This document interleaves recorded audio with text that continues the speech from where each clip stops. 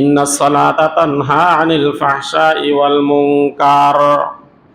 আল্লাহ রাব্বুল আলামিন বলেন, নামাজের এমন ক্ষমতা, এমন পাওয়ার, তানহা আনিল ফাহশাই ওয়াল মুনকার, নামাজ নামাজিকে সব ধরনের অন্যায়, অশ্লীল, বেহুদা, বেহায়াপনা, সব ধরনের অপরাধ থেকে নামাজ মানুষকে বিরত রাখে।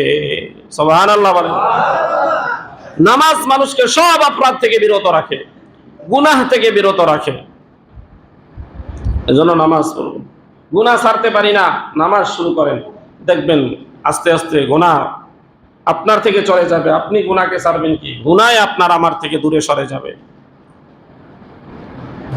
এটা হলো রাসূল সাল্লাল্লাহু আলাইহি ওয়াসাল্লামের কত নাম্বার উপদেশ? 3 নাম্বার। কয় নাম্বার? 10 উপদেশের মধ্যে 3 নাম্বার হলো লা তাতরুকান্না সালাতান মাকতুবাতান মুতাআম্মিদা, নামাজ, ফরজ নামাজকে ছেড়ে দেওয়া যাবে না। 4 নাম্বার উপদেশ, পয়গম্বর আলাইহিস সালাতু ওয়াস সালাম বলেন, হে মুআজ, লা তাশরাবান্না খামরান ফাইন্নাহা রাসু কুল্লি ফাহিশা।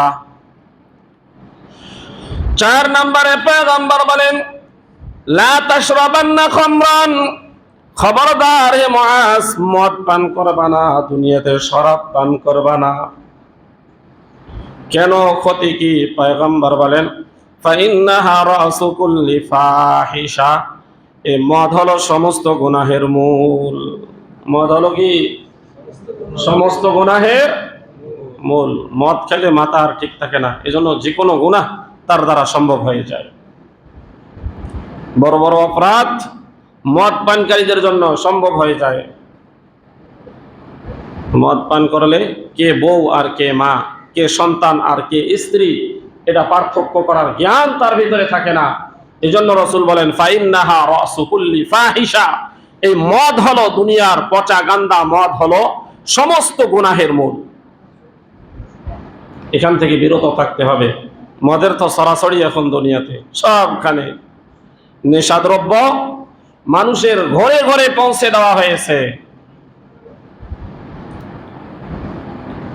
তা আমরা এখান থেকে বেঁচে থাকব।